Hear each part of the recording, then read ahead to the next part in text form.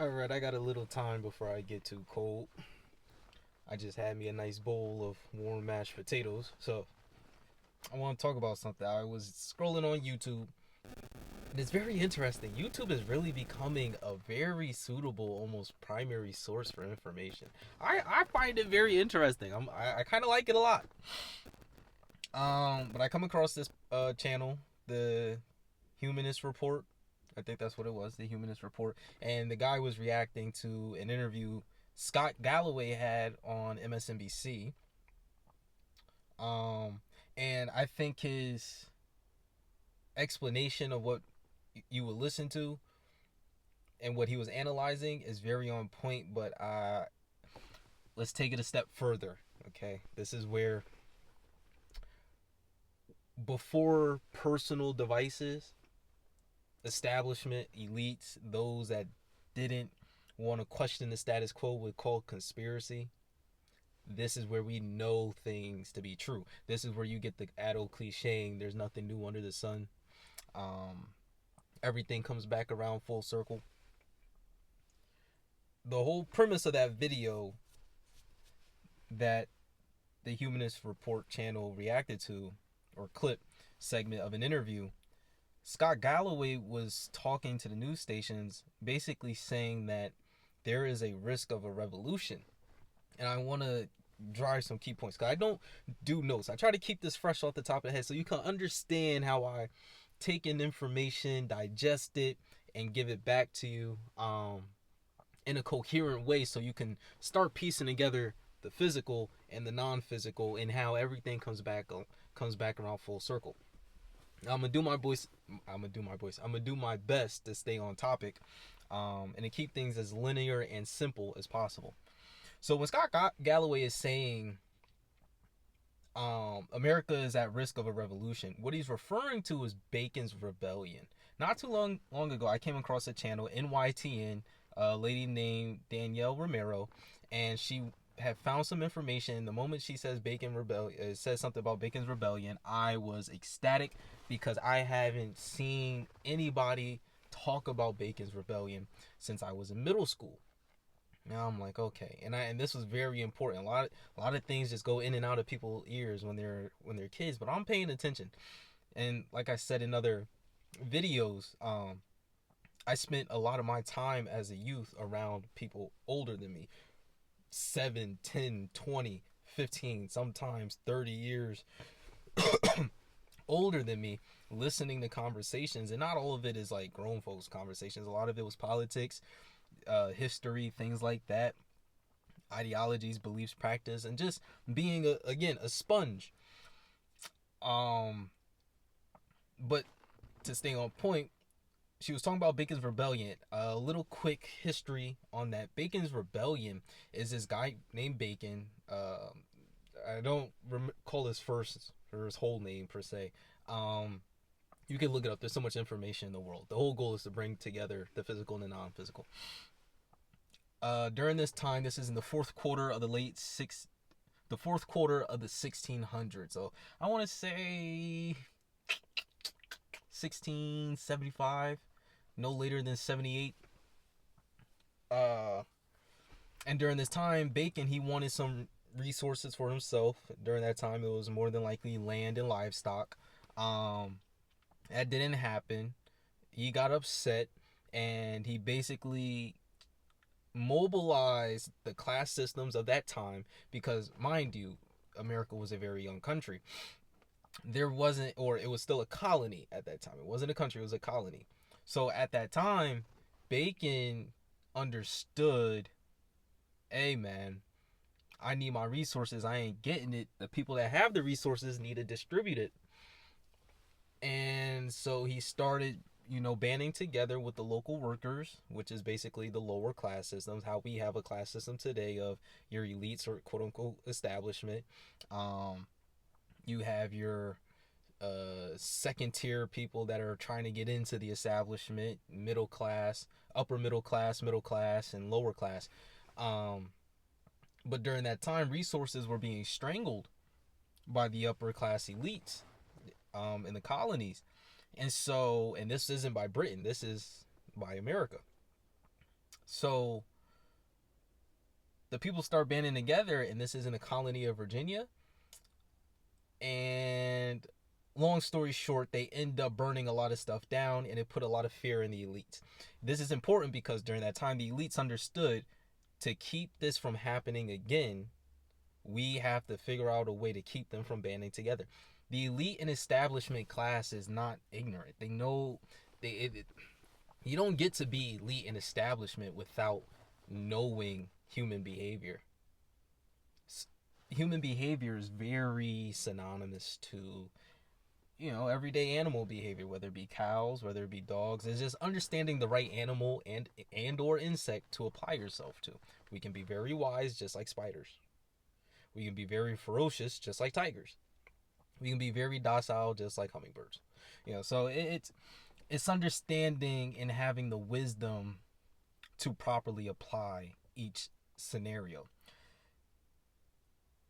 The results after Bacon Rebellion, the elites and the establishment of that time said, all right, we're going to divvy up some resources, but we're also going to implement some laws. And that's where in the colonies and in the post start or post wheel turning of the colonization of the Americas, you start seeing color class laws. That's when you start seeing how black people couldn't be involved in certain things, and then when you have more immigrants coming over, Italians were considered less than blacks, Irish were considered less than blacks, Mexicans were considered less than blacks, and that was only because blacks were considered to be livestock or property, and you don't want your property being less than somebody else's property.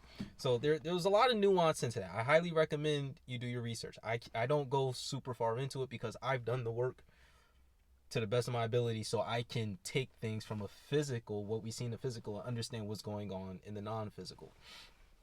Just like the wind. We don't see the wind. Wind is not visible. However, you know it's there when it acts on something tangible, like dirt.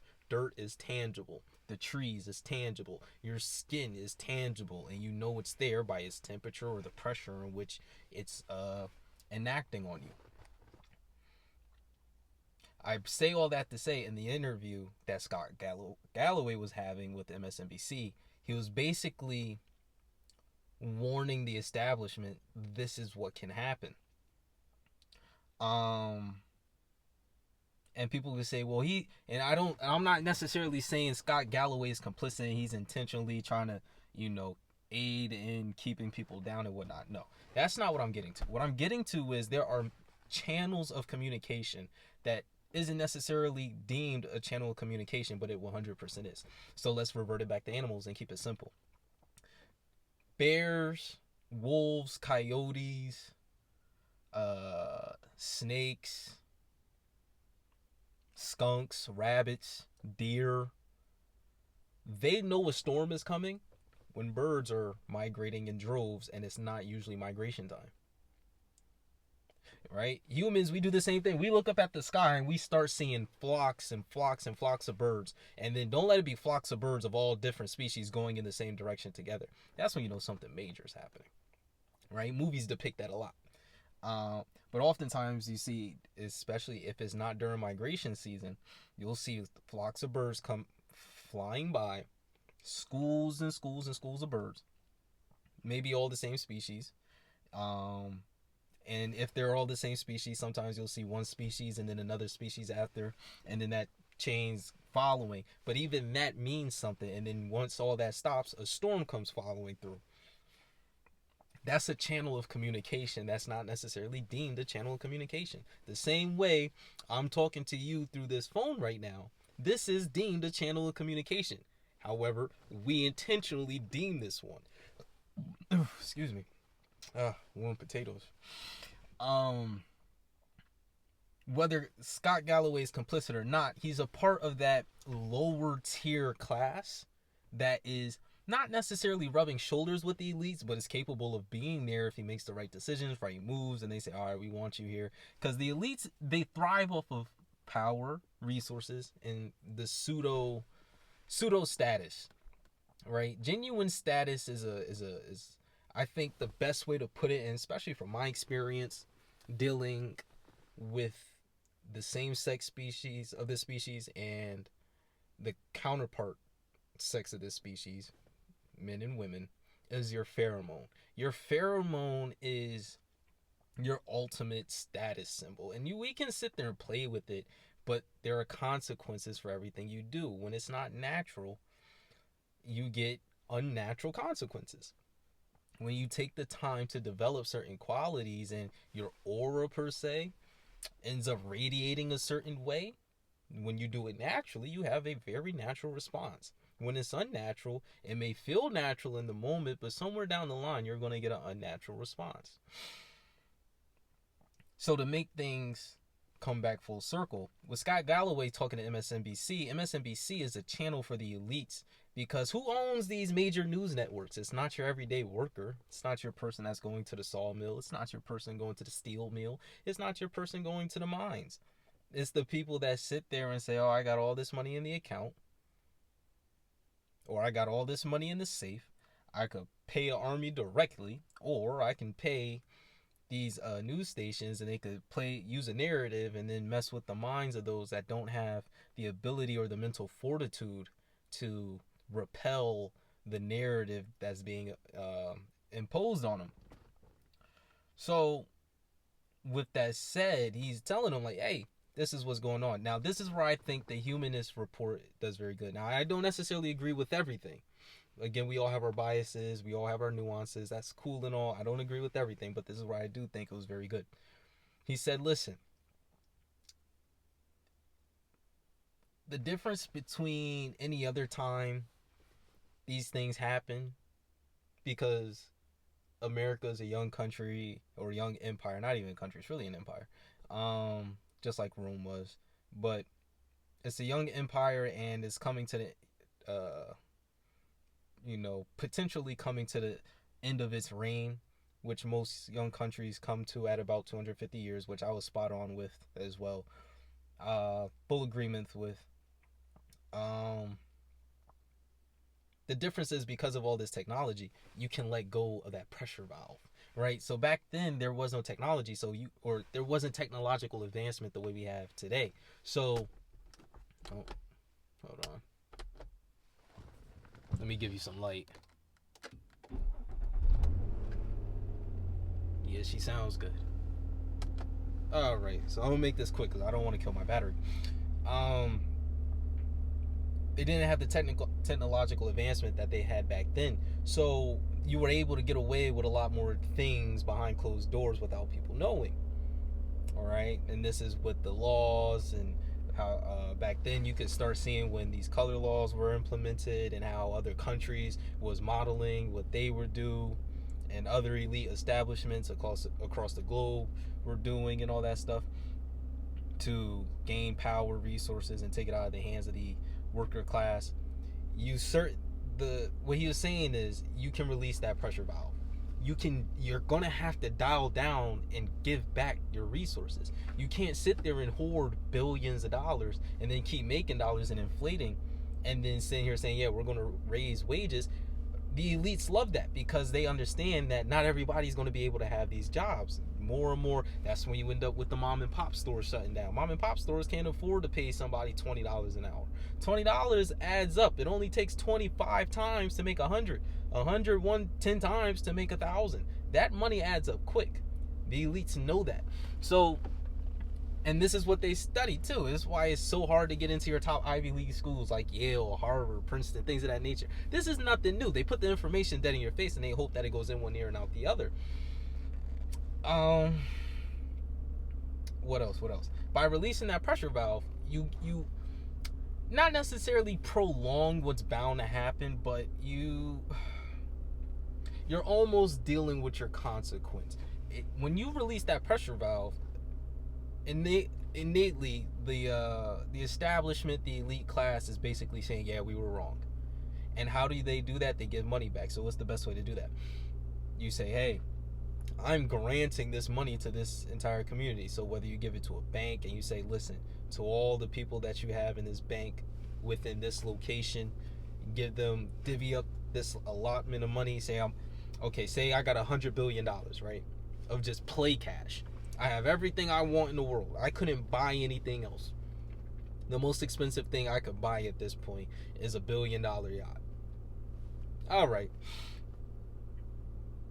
I got $100 billion. I'm going to grant away $20 billion to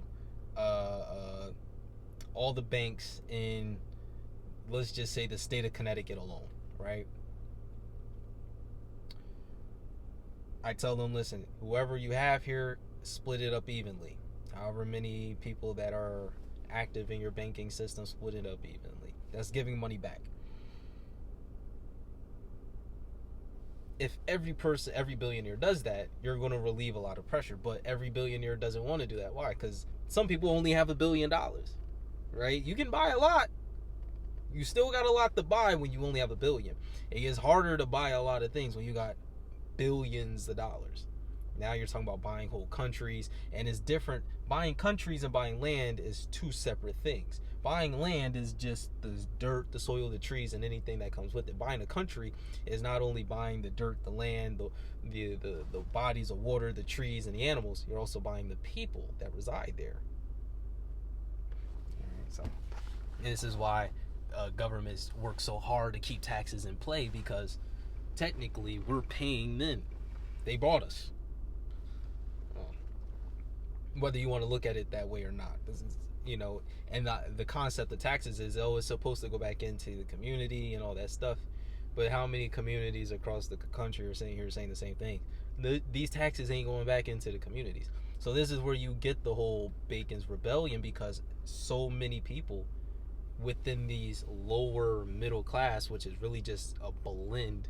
It never really was a separate class. It was really just the haves and have-nots. When you disperse the money out more and more, then you can create separate classes. But when you keep bottlenecking the money at a certain point, you're shortening your list of classes, and it's only going to become haves and have-nots. So I say all that to say, it comes back around full circle. In the 1675 through 78, Bacon's Rebellion was taking place, and they put a temporary hold on it with color laws, throwing it in, having the a third of a human with black people, and then less rights for immigrants, this, that, and the third. When the people putting in these rules were immigrants themselves, they were still killing Native Americans. This is where you get the term thug, right? One of the earliest, and that's why I say you gotta do some reading on your own. One of the earliest times we've seen the word thug is in reference to, I don't want to say white people because it's so generalized. Again, that's color class system ideology, but it's in terms to the colonists that were killing Native Americans without remorse, and just taking land that wasn't theirs because they felt like they had the right to. And it wasn't just the men that they were killing, it was also the women and the children. And that was when the word thug was first brought up.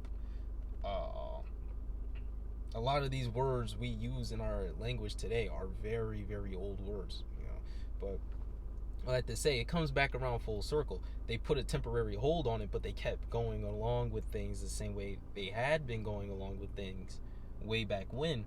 So now we're getting to another point where it's like, hey, the collective energy of the universe is like, you got some answering to do. And this is where the metaphysical starts to play into the physical. A metaphysical law that we know to be true. When I say we, I mean all living animals.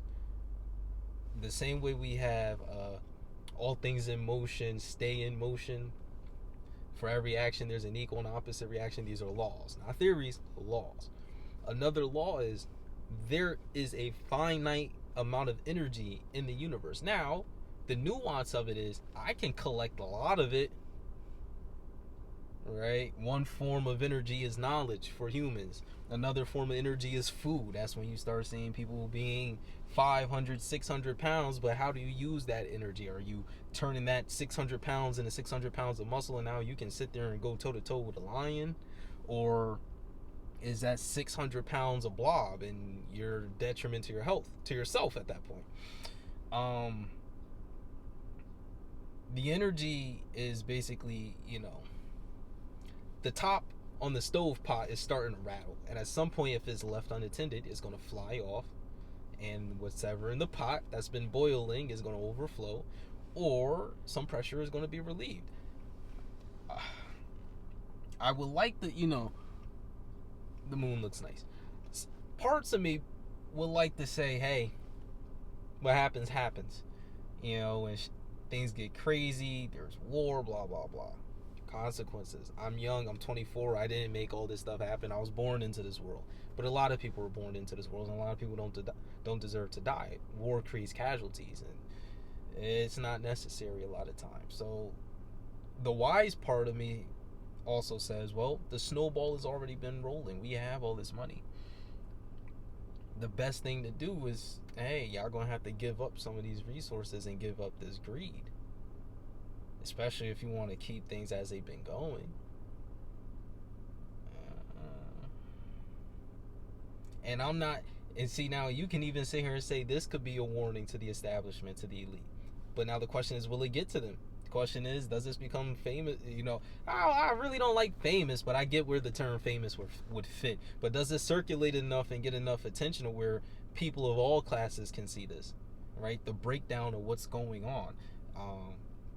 This is why we're starting to see the Luigi Mangionis, but he's not the first. There's a reason why presidents have been getting popped throughout history.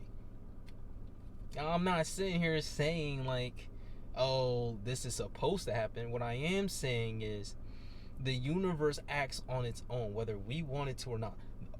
Prime example, it's nighttime right now. The moon is going to show whether we want it to or not. After X amount of time, the sun is going to rise. Will we see the sun? Maybe, maybe not. There may be clouds in a way. Might not be in a position on the planet where you get sunlight at all. But the sun is going to show. Right? The sun is going to be there. The sun has been there for as long as we've been there. And we know this to be true because we got vegetation. So I thought that was a very good clip to react to throw my 2 cents in it. But yes, I do agree. We don't have to go about it in a war sense. Now, and this is where I say things can also become a lot better as well too. Times is a lot different. The children of the elites and the establishment have a lot closer contact to those of lower classes per se than of previous eras. Right? Let's take let's take 1675. The elite class then wasn't necessarily able to talk to the poor beggar on the street unless they were face to face with the poor beggar on the street. In 2024, a poor beggar on the street could have a cell phone, and if he walks into McDonald's, he got some free Wi-Fi. So, this is where the humanist report person was also saying, hey, we should do better, but also strive for more. And I agree to an extent. We should strive for better. But I also want to link back to what I said in previous videos as well. If we're going to know where we're going in the future, we have to know where we've been in the past. And it's a lot of information that's being uncovered and being put back in its proper place. Because in the past, people were able to get away with slimy deeds. You were able to get away with changing the history books and scratching off somebody else's name and writing your name down to preserve your family wealth when the wealth should have went to somebody else. Right? We can sit here and say, ooh, that person's poor and has no money and lives on the street because he's dealing with karma. But we can't sit here and say, hey, people and elites and establishment level lifestyles and classes don't get karma either. This is a pivotal point in time where people can sit here and ask themselves what's genuinely valuable to you. Why do you think now all of a sudden companies and businesses are saying, oh, this younger generation doesn't want to work? Well, this younger generation has access to a lot more information than prior generations do. I agree. The encyclopedia was great. It was great. But okay, see, now because I'm doing all this talking on YouTube, I'm gonna just drop it. I catered and changed once I had my own mental shift. I changed my Instagram to where I microdose my learning. I seen an advertisement not too long ago talking about microdose your learning and shape your download an app and will help you change your social media algorithm and stuff like that. I did this 2-3 years ago now, 4 years ago on my own before this was a conversation. When I go on my social media, I know exactly what I'm going to see because I set it up that way. And I sat there and observed how that algorithm works.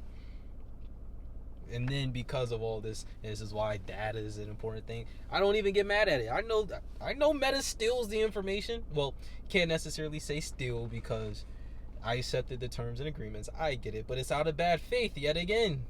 Why you think now, Mark Zuckerberg is talking about, we're going to follow in Elon Musk's footsteps with community notes. Mark Zuckerberg isn't to be trusted because you were sitting there lobbying and following behind and in the footsteps as if you didn't have any idea what was going on with the Democratic Party. And granted, they all rub the same shoulders regardless of what party they represent. Trump is a little different. He's a little different. The universe does what it do. I'm not going to sit here and talk about everything that the universe is doing. But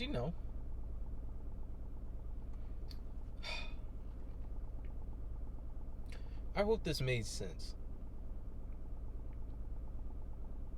Again, there's nothing new under the sun. All things come back around full circle. The principles of life will always stay true. If you really want to understand the principles of life, you gotta pick up that good book. A lot of people don't want to hear it. It really doesn't matter too much what the good book is that you pick up, whether it be the Quran, the Bible. Torah's a little iffy. I gotta look into the Torah. I'm very good with languages. I'm getting a lot better with my Arabic. I kind of want to learn Hebrew so I could read the Torah myself and see what it's really talking about. But if history shows to be true, the practices and faith of the Torah isn't all that good. But that's just what I've been observing. Yeah. And then actually being in New Haven, talking to are they Ashkenazi Jews? The one, they wear the hat and, they let their hair curl down and stuff like that. Because I've spoken to some Jews. If you're from New Haven, you see them all the time when you go downtown. I've spoken to a couple of them that drop some gems like, hey, man, you the real Jew. I'm like, you ain't telling me nothing I don't already know. But listen. That's neither here nor there. The point is that because most people aren't willing to get up and do things on their own and put themselves into an independent class, shout out, not Damon Cassidy, but it was this other guy. He was talking about the class systems, and he had a nice chart. I got to screenshot it. I got to screenshot it and put it into one of my vlogs so you can see it. Because with these, I just want to record these and put them out there. But this guy, he was talking about the class systems, and the independent class is basically those that can make their own businesses and do for self, really, and they're okay with not having millions of dollars, but they're certainly capable of making enough to where they could support themselves and they're not fighting with their back against the wall. I kind of got that in my blood. What can I say? Humbly speaking, I'm my daddy's son. I'm popping my shit right now. Anyway, I hope this was informative. I hope I did a decent job of linking, the physical and the metaphysical, putting them together so we can truly understand what we are seeing. You can call this spirituality. In the English language, spirituality is synonymous to energy. So depending on how you put it, the proper context, they mean the same thing. This was fun. Follow me on Instagram at the b.o.m.experience. Just so you could get some of my personal life. See who I am. I'm only on Instagram and YouTube, clearly at the b.o.m.experience. Short for the betting on myself experience. This was great. I will tap in with y'all later. Ciao.